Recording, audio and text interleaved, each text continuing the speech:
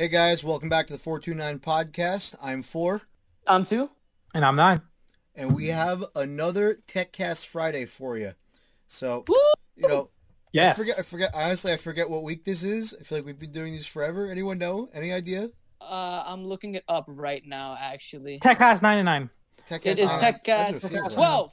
I think Techcast 12. Techcast number 12.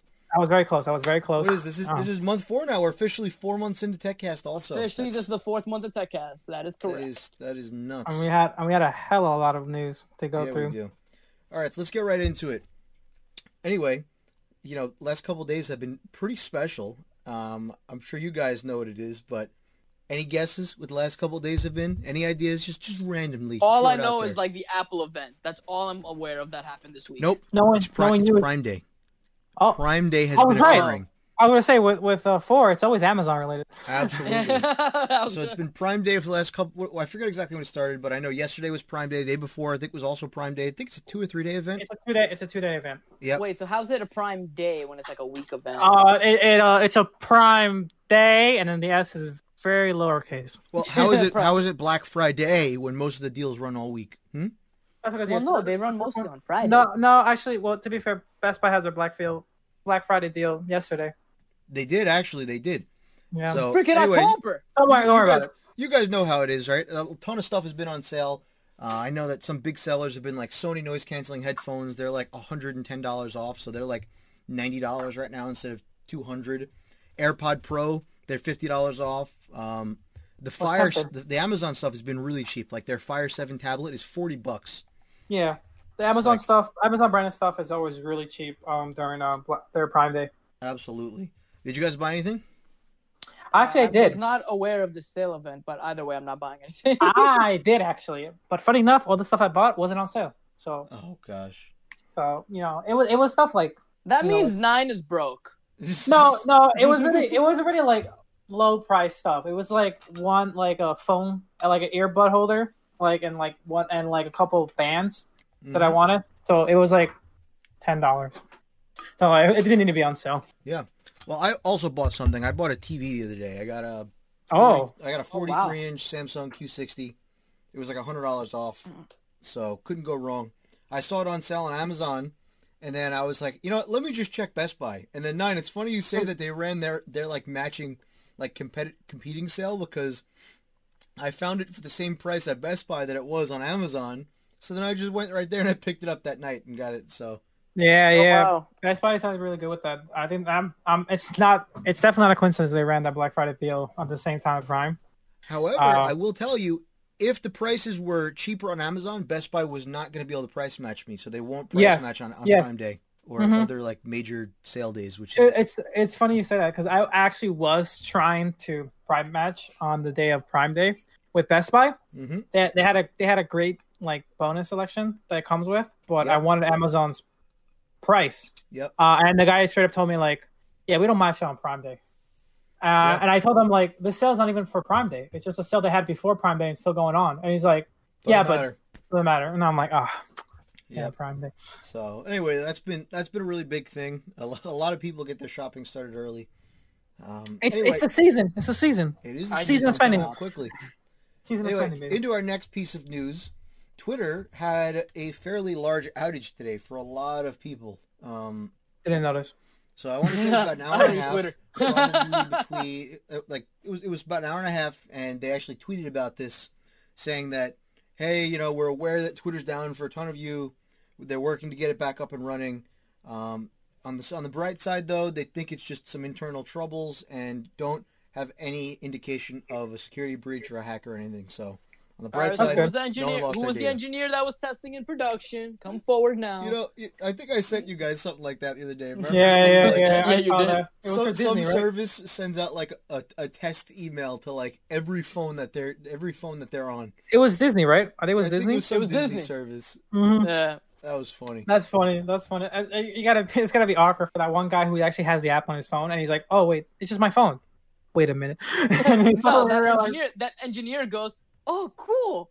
I got it to work on my phone, only my phone, right?" Right? his manager comes in. Who the hell's sending tests right now? Like he's sitting at his desk. He hits the send button, and then all of a sudden his phone goes off, and he's like, "Oh, great, okay, good, it worked." And it's just one of the tests. And then 1 second later, he's like, "Hold up a second, that shouldn't have happened." To be fair, here's the advantage he has. Everyone's still working from home, right? Yep. No one knows who actually did it. You know? No, they don't. Just get blamed. They know. They know. They're gonna find out. It's not gonna be that hard. They're gonna figure it out. Who pushed the code during that time? His manager sends out a bulk email, and then he just that engineer just changes the database server real quick. Get blame. Who was it? Which one of you was it? I know one of you guys did it. You gotta hurry up and quickly amend your commit author and whatnot. Be like, nope, wasn't me. Rebase. Nope, was not me. Anyway, into our next piece of news here. This is actually a really interesting one. So, I feel like a lot of your big companies now have been like hankering down on credit cards, right? Yeah. May pop up by Apple. Apple has their credit card now. Apple. You have a ton of branded cards as well at like all your different. I think PayPal's stores, working whatever. on a credit card right now too. We already have one. Actually, I think you're right. They do have a credit card, the PayPal credit card. I forget every time I buy something, they're like, "Would you like to use interest-free financing on our credit card?" And I'm good. And he's like, "No, but please." But anyway, now. This is kind of funny, right? Because PayPal offers one, and now this is owned by the same company. It's Venmo, right? Venmo is owned by PayPal now. Really? So this is actually a really interesting card. So they're following, arguably, in my opinion, this is possibly the best kind of perk system that you can get on a card right now. And I don't know everything out there, but this is really kind of cool. So they offer 3% cash back on purchases in the cardholder's top spending category. 2% in the second largest, and 1% on everything else.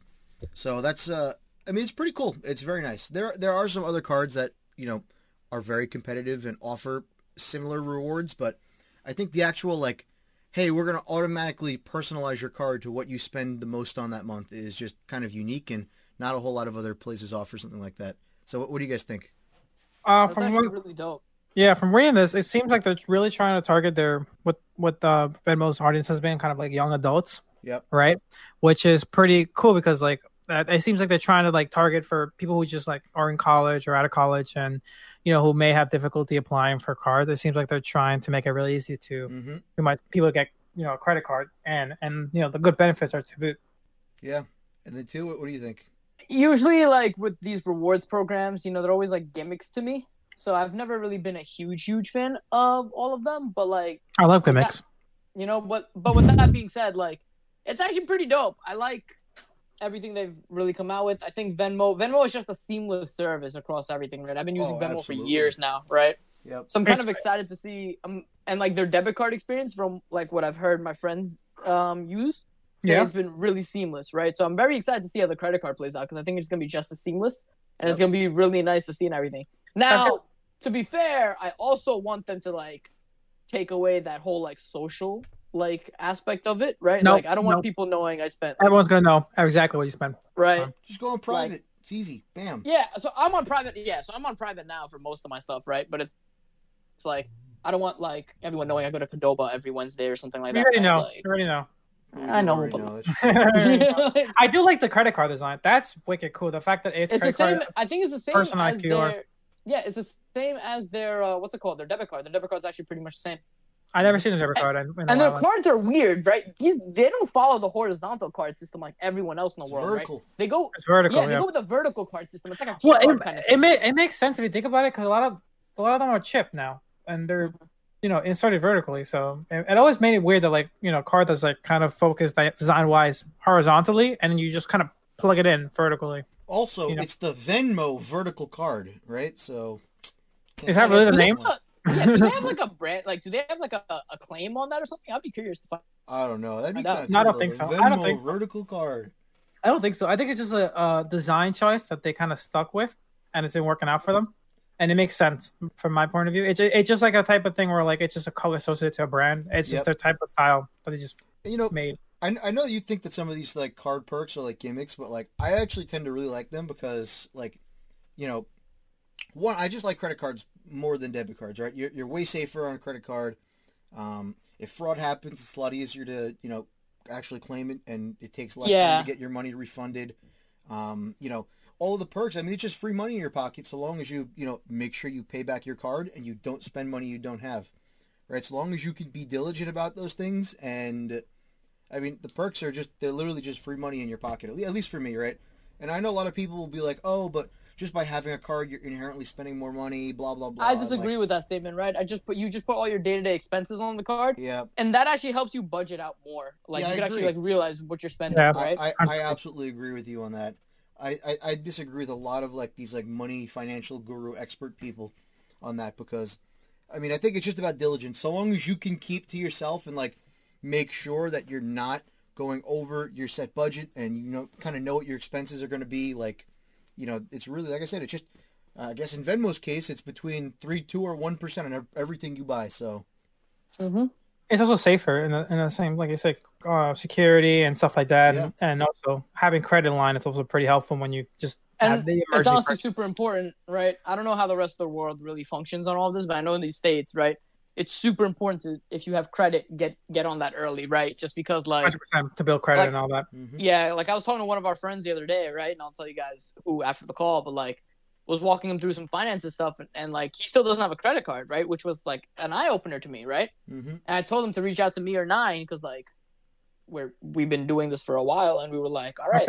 I feel like I know who it is, right? Oh, I get it because I can't help them open a credit card. That's okay, no problem. I mean, to be fair. You go with you base your credit cards based on design and gimmicks. So and to be fair, you've been kind of busy the last couple of weeks. Okay, that is true. That is true. Good point. All right, you're right. Also, you're a bad friend.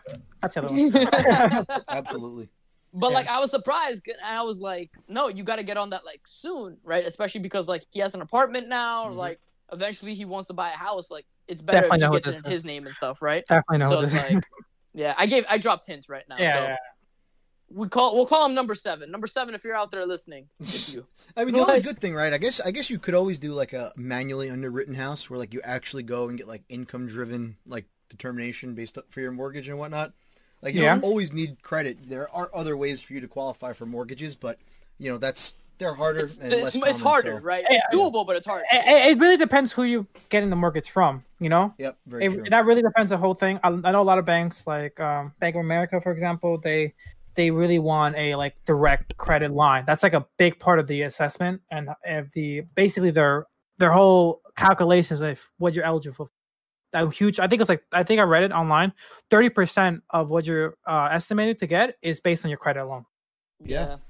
So look, it's just like hardest thing with credit is like, right? It takes years to develop, and it's always hard getting started, right? Like I can't tell you how many credit cards I was rejected from, right? Like Credit's like your reputation. It takes years to build up, but it takes one dumb move to break it all down.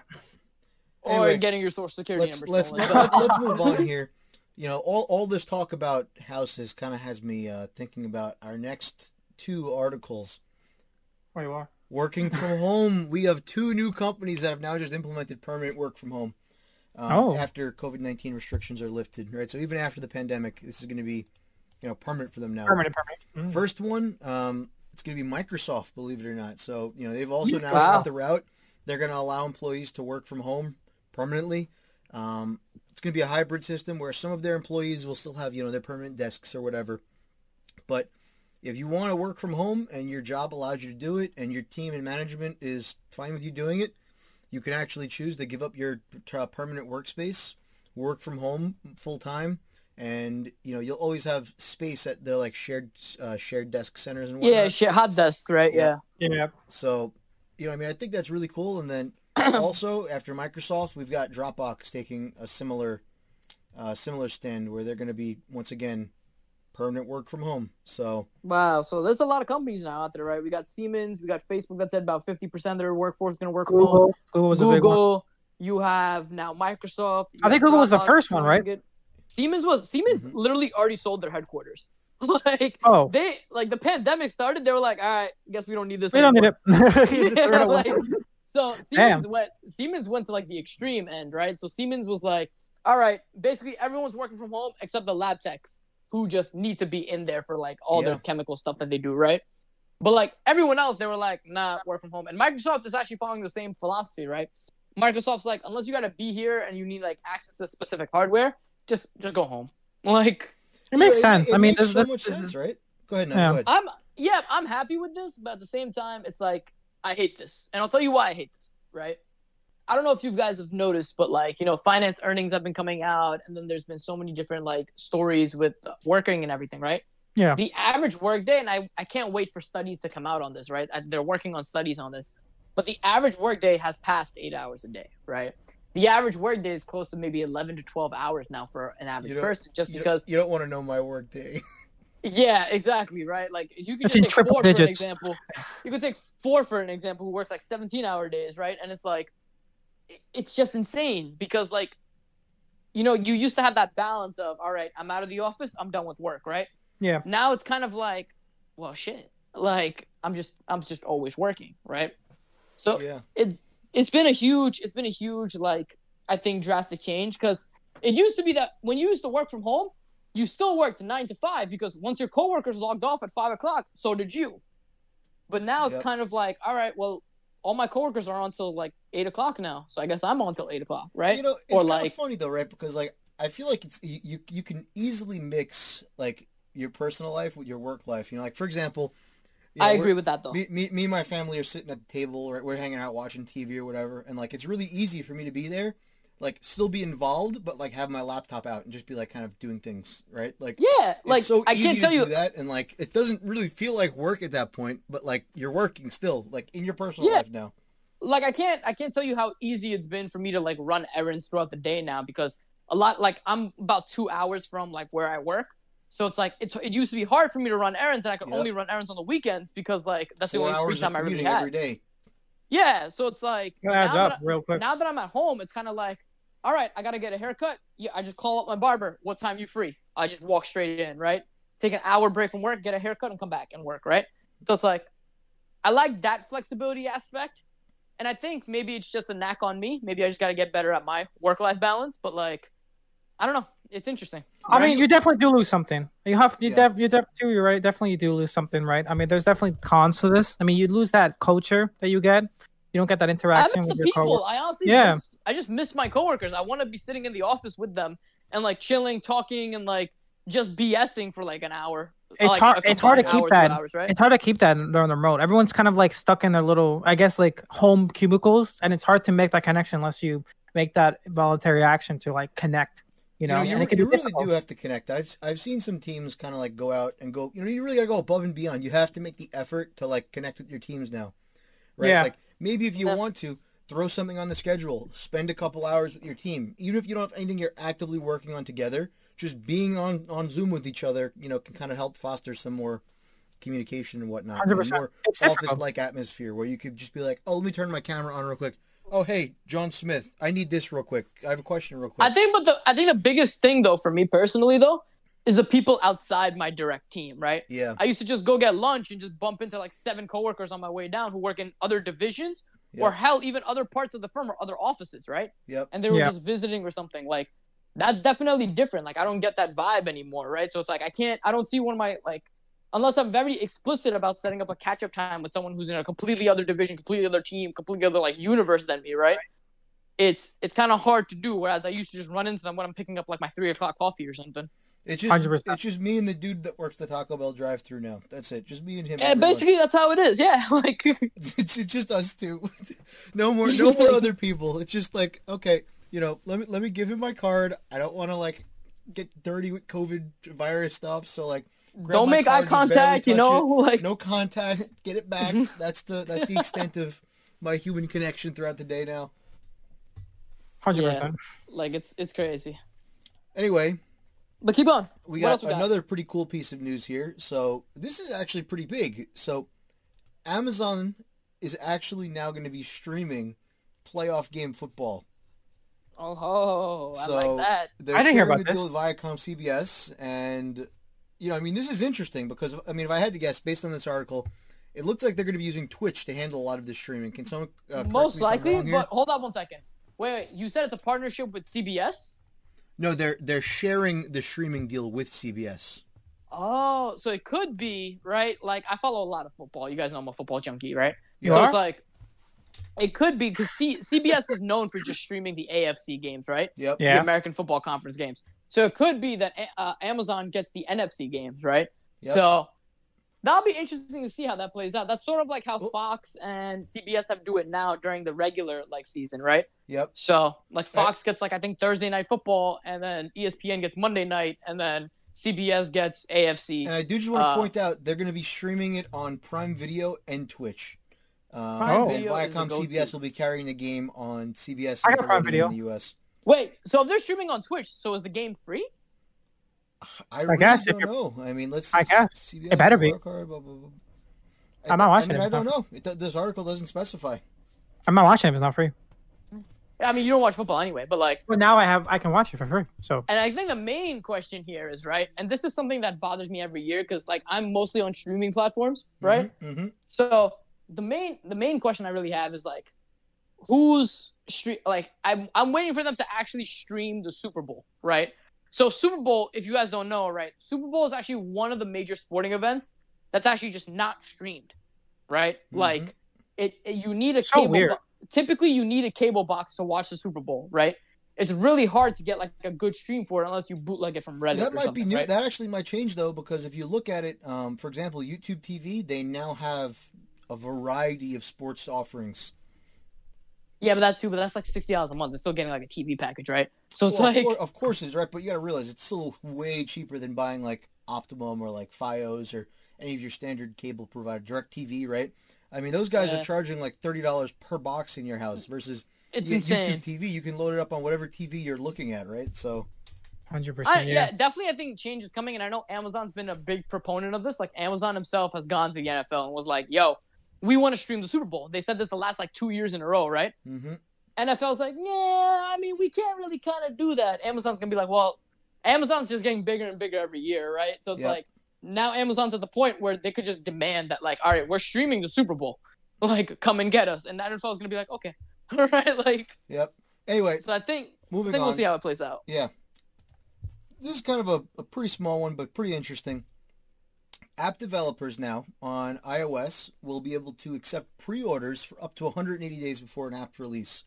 So, let's say you're making an app, you kind of want to let people pre-order it, up to 180 days. That's, almost half a year early. You're able to do that now. So that way you can kind of drive hype sooner. You have a larger platform to run off of and get things kind of running on. And then, once your 180-day pre-order time is up, the application for people who have pre-ordered it will be automatically installed onto all of their phones within 24 hours. So, but who's ever waited for an app? I've never been on my phone and be like, all right, I can't wait for this app to come out, right? Yeah, I don't know, honestly. I didn't know. I didn't really know that pre-orders were this popular, but I mean, or requested. I think it depends on the user. They've been available since 2017, apparently. I think it depends on the user. Yep. I think it depends on the user. I think for gaming, I can see some users. Gaming is the only use case I actually see it, right? We know that use case, but I'm just talking about other use cases. I don't really see it anywhere else. I guess you can also I guess the last time I waited for an app was Disney Plus when they were releasing it last year. Fair. But that was free, so it wasn't like I had to pre-order it. It was just I had to wait. But this is doubling their old pre-order time frame, which was 90 days. I guess if you're that excited and you just want to do it now, I guess it's just more options for the consumer. So I don't really see an issue with it. I guess, but to be fair, pre-orders are typically the way pre-orders really came about was you want to make sure you grab something when it's still in stock, right?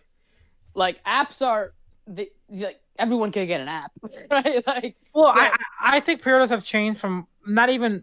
They used to be like that, but lately, if you know, especially with gaming, pre-orders are more of just about judging your audience. Pretty much, you're getting a good metric of what the user base you're gonna get on launch day. That's why a lot of game companies push for pre-orders because they can, use it as a metric of we're getting this much people, so we need more revenue or we need more marketing. This is pretty funny. Listen, I'm just gonna read out the top comment on this article. This guy goes, "This is great news. I hate it when the apps I want are sold out." See too. It's a big concern. Big concern. Yep. That was some user My Rob on Mac Rumors. Honestly, right here. The only thing I'm surprised about this is that Apple didn't announce this during their big event. This is big news. I didn't know. Big news. Anyway, I think even Apple was too embarrassed to be like. We're running out of time here. We still have a couple big articles, so let's move on. So let's got it. Let's go. Hit us. Another quick one. Apparently, Doom and other video games can now run on smart TVs thanks to Microsoft's Game Streaming Pass. So that's pretty funny. Yeah, this is pretty funny, right? Obviously, it's like, who's actually going to play video games on their smart fridge? But this is, now if you want to talk about a gimmick, this is a real gimmick. This is literally a real gimmick. What are you talking about? That's a real feature. Absolutely. If I've ever seen one. Honestly, look, if you're out there listening and you got a smart fridge, please go play a video game on it. We would just love to see it.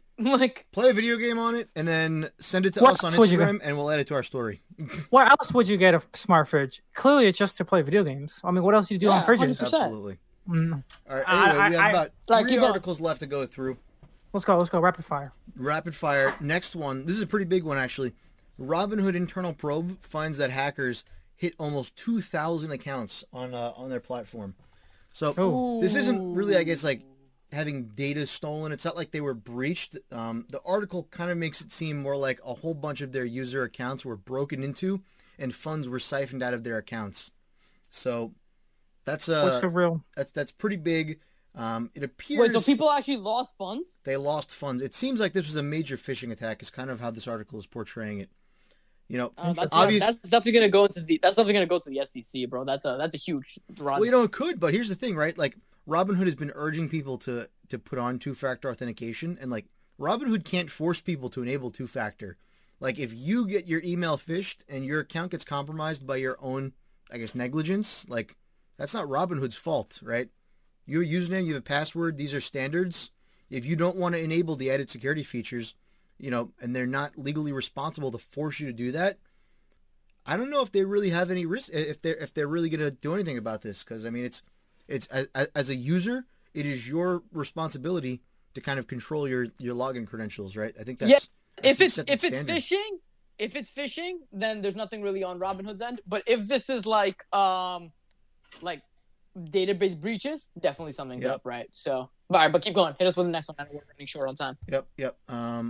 Also, I do just want to note this, that one more thing that kind of stuck out to me here was apparently Robinhood doesn't have a phone line. It's purely like ticket-based responses and whatnot. Yes, I know. So people were trying to get access back to their accounts. I'm very familiar with this. As a former Robinhood,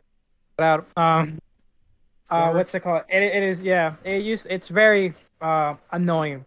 I think that's primarily why they have such low. The cost has to come from the measures, and that definitely lack of customer service. I guess you're opening a ticket going straight to production engineering's Jira board. All right. We have 2 more articles left. 2 of them absolutely huge articles, very big. All right. First one. The Department of Justice is trying to force Google to sell Chrome. So this is really interesting, right? So I don't know if you guys know this, but about 65% of people in the world are using Chrome browser to navigate the internet, right? 65% of the internet users are on Chrome, right? Just think about that. That's an astonishing amount of people that are using Chrome, right? That's a lot of Chrome. And now you also have to think about this. Google has one of the largest advertising businesses in the world also. They control so much advertising, it's not even funny. Now, think about just the entire Google ecosystem, right? So you've got Chrome. Oh, you're using Google for that. Oh, okay, what are you going to use to look things up? Oh, you're using Google again. Oh, what are you going to use to write up some document? Oh, you're using Google again. Oh, you're using a Chromebook to do it? You're using Google again. Like, so I think you can see where this is going, that, the Department of Justice is kind of, they're essentially claiming that they're a big trust, and they don't. I mean, true, but to be fair, counterpoint. Yeah, but to be fair, you could counterpoint this up, and maybe we should make an episode on this, right? Because, I always go back to Microsoft, right? Because, no one ever talks about Microsoft for some reason. But, Microsoft, it's like, all right, cool. I'm turning on my Microsoft Windows computer. And then I'm going into Microsoft Edge. And then I'm searching things with Microsoft Bing. And then I'm also writing documents up in either my downloaded on hard drive version Microsoft Word, or I'm going into OneDrive and using an online Word, right? So it's like, it's kind of, there is competition out there, right? There's exactly 1-to-1 competition, I would say, right there. So it's like, and that's just what's it called? Microsoft's example. You can say the same thing with Apple, right? I go on to my Apple computer, right? I may search things on Safari, right, which is an Apple browser. Now it may be Google, that's the search provider, or Bing, right? But that's because they have a contract with Apple, so fine, right? But then I'm writing stuff up on Pages or on iCloud or something, right? So it's like it's really one-to-one across all platforms. Yep. I can't really see anything really happening here, but good effort though. I'll give Senate props for that. The big difference that I find, right, is what do you have to be in order to be a monopoly, right? It all comes down to like successfulness, right? Like you need to be the main choice that everyone in the market is using, pretty much without exception. Like I don't know anyone that uses Bing. Do you know anyone that searches on Bing? Right, but it also needs to be no other competition, or they're stuffing out their competition, right? Yeah. Google is not stuffing out their competition. In fact, they compete aggressively with Microsoft because Microsoft has stolen a lot of their market share lately, right? So it's like, if you think about it, competition is getting better with like how many browsers. Well, if you also think about it though, Edge is now a Chromium-based browser, so they're using Chrome technology for their browser as well. Exactly. True, but Chrome, like I said, is open source, right? But like, yeah, they're sharing it. They're sharing it, so. It's like Linux, though. Yeah, but it's like Linux, right? You have multiple different Linux instances, right? But like, people choose to use Ubuntu because it's easier, right? Exactly, but that's just purely because it offers the best out of all. Right, so it's like who's ever the best will get the best, right? Right. So like, just think about like when it comes to them like getting rid of all of their technology and just working off of that open source Chromium project now, right? Like, I mean, I think that kind of shows you that they really haven't been competing in the browser market. And like, you know, Mozilla Firefox is down far in users.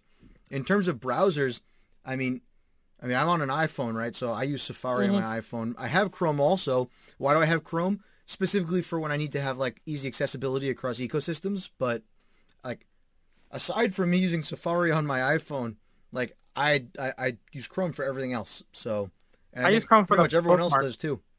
I use Chrome for the bookmarks and just honestly, I use a variety of browsers. Like I'm using like Safari and Chrome at the same time right now, right?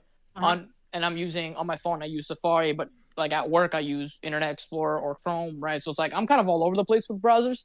Like I don't really particularly feel interested. But for the Firefox one, right?